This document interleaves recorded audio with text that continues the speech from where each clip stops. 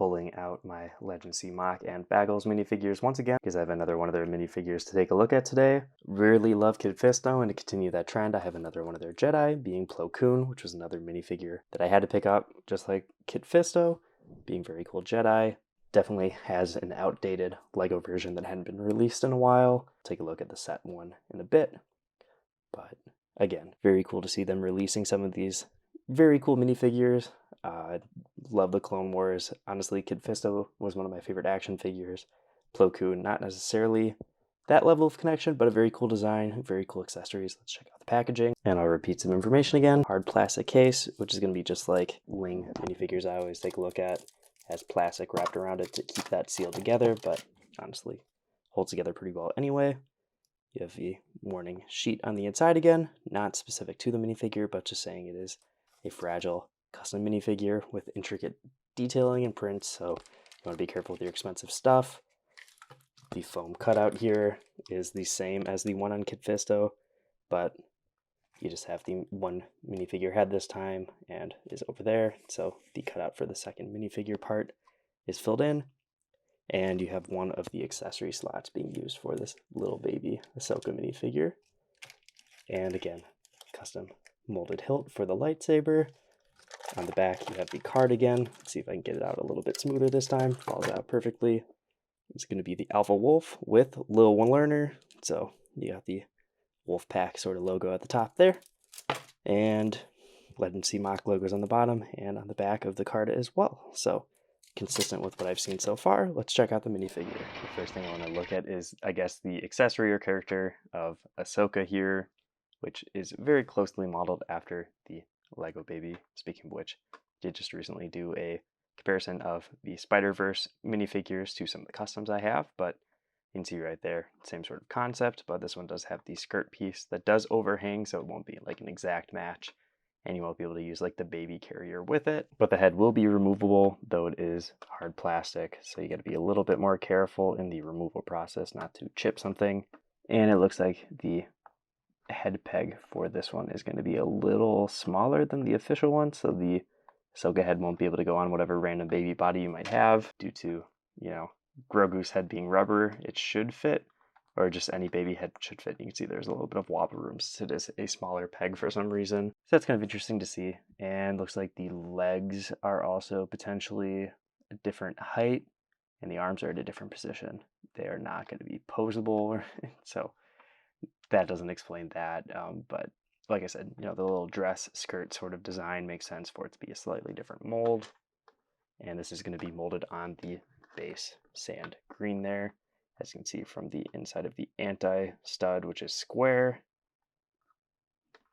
And it's a little tough to get it onto a stud as well, which is a little bit concerning, I would say, over time. But at least, it's molded in the green and the inside. I guess if some of the brown wipes off, you wouldn't notice it.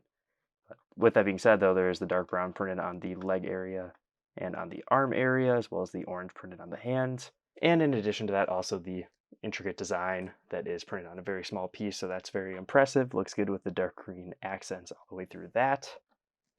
And we'll just toss the head on again now that we kind of demonstrated the look of the overall part there. And there's orange printed on this white piece, as well as some blue, and also white printing, I'm assuming, unless they just printed orange around that and left that as abstract space. Hard to say, but looks pretty good. The blue is a little bit light. Looks pretty good overall as an accessory, and is going to scale pretty well with a larger minifigure.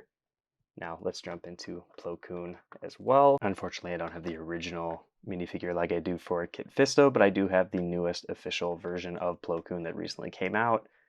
The set finally came on sale for the price I was looking for, so I was able to pick this up and finally review this minifigure. And for an official minifigure, this is pristine and will greatly improve on the head, which was also rubber like the original Kit Fisto and prone to having the ink rubbed off. This is going to be hard plastic, great texture on his like weird tentacle parts, I guess, whatever you want to call those, on the back of the head. And I do really like the color being that dark orange with the dark gunmetal type color as well. So it's going to be dual molded with the two different colors there. That's a great piece. The legs probably could be a little bit better if they were dual molded, or if there was printing on the side to at least add a little bit of printing. And I'm sure this is one of those characters that has had or is going to have like a really good upgrade kit for arms and legs, since he should have, I'm assuming, some sort of shoulder pad from the Clone Wars at least. Maybe not for Revenge of the Sith, but this is a really great, very cheap minifigure. And let's see how the custom compares to it. And it's really interesting to actually compare them. I was looking at them off camera before I threw this on, and you can see that the head design on Legos, I don't know if I like it better or not. Uh, there's more texture on the official one, obviously. The sort of smoothness there is a little weird looking, honestly, at first. The head is also going to be a little bit shorter on this custom version with smaller details, I guess. The little spikes at the bottom there are going to be more pointed and thin, and just the proportions of where everything kind of connects on the official one is going to be a little more sturdy, obviously. And it's interesting to see the eyes so different, where this one definitely has probably a more accurate look with like the tanning booth glasses, whatever you want to call those, versus them being separated. But I'm sure maybe it depends on what source you're looking at to kind of come up with a design for the character. And after looking at like pictures, the little bridge between the eyes is definitely very subtle and probably could be left off. So I'm not really sure if you can knock points off of Legos for including it. Maybe the eyes are a little bit far though, and you can see that there are indents on the top of the head of the official one and outward bumps on the custom one. Looking at pictures, the texture on the sides there is definitely more accurate, so I'm not sure why they went with the smooth look here, but you know, it is what it is. And this is a custom color where it's kind of resting at that nougatish, but I don't think it is an exact match. You can see right there where this is going to be a little darker and more brown still, so don't know if there's a direct color comparison for that, but the color of that will match the print on the tips of the fingers with some of the wolf pack designs there on his Clone Wars gauntlets. The same armor design will be on the Kit Fisto that would be, you know, era accurate and similar to this one since they're both Clone Wars. Kind of surprised that the arm guard print looks to be a slightly different length on Kit Fisto, where it's a little longer, or I feel like they should be like the same design. Looks like the elbow pads probably the same or very similar, but again, just in a little bit of a different position. Other side there, Wolfpack design again, but on Kid Fisto it's like a communicator design instead, but does have whatever symbol on his gloves. So kind of interesting to see them have different, I guess, battalion markings. That's what you would want to call them in Star Wars. But it's interesting to see, you know, similarities but differences. And that was kind of the case for all the Jedi, where they have just slight different things about them, whether it is like the different robe designs, belt designs, or even boot designs. It is kind of interesting to see the hood printed like that all the way down. I don't even think Kit Fisto had a hood on his, but that seems like a very big hood, especially with no cape in this case. So kind of an interesting design choice there.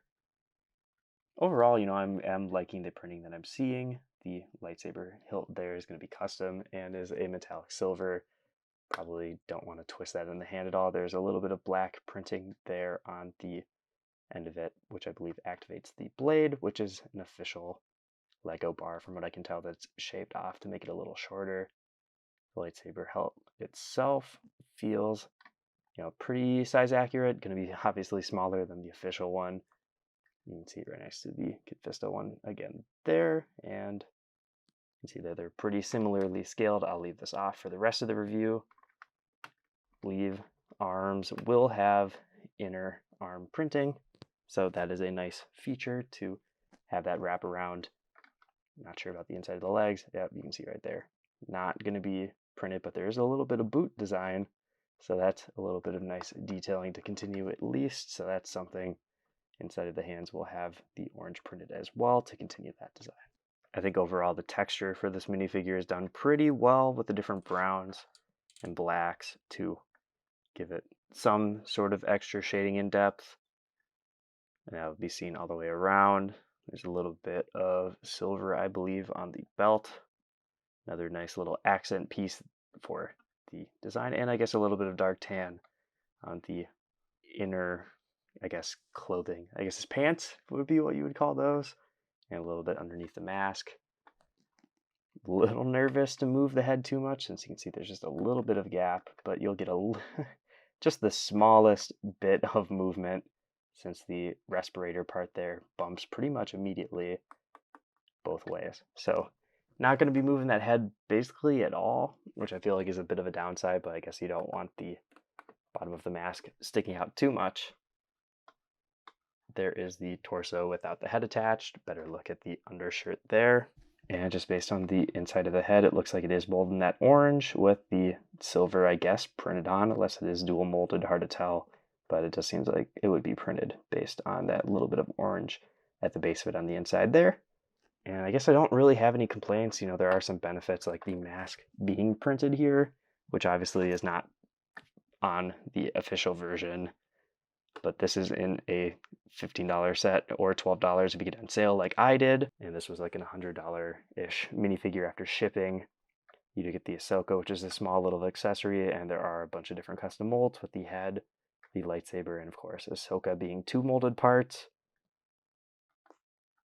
But I don't know. I don't know if I am going to keep this, but with that being said, let's go to some comparisons and the final verdict. I'm really interested to see this Baggles figure being very comparable to the new official minifigure.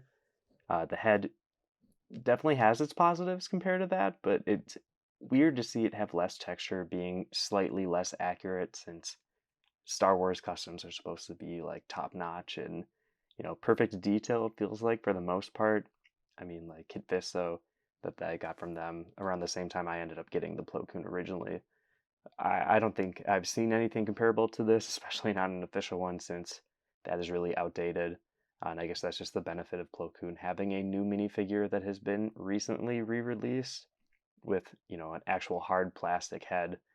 Uh, so it brings it a little closer to the custom here, and that's where I'm really wondering if this official one is just the better minifigure overall and the one that you should track down for your collection if you are a Clone Wars fan or even just High Republic type Jedi collector. Uh, this one is obviously going to be pre-ordered and sold out like years ago at this point, so it's going to be harder to track down unless you can find it on the aftermarket. I guess the little Ahsoka was a nice little accessory, but honestly, maybe it would have been better to exclude that and just have the minifigure. That way, you know, it could be a little bit cheaper, I guess. I'm pretty sure that they're maybe going to reuse some of those smaller parts or dimensions. I know they made like a smaller Yoda, but there you go. Baby Ahsoka with Padawan Ahsoka, obviously years later. And you can see what I'm talking about with the different colors used for those. Oranges are going to match though. And my other Baggles minifigure being Cal. I think for pre-orders at this point, I only have Pre-Vizsla and Darth Bane. And probably not going to order any other of their figures due to long wait times and just LCM becoming less dependable over time. I guess I also have his Ben 10 minifigure and his God of War figure, but getting to the end of my line of pre-orders and my custom Lego NFT, surprisingly.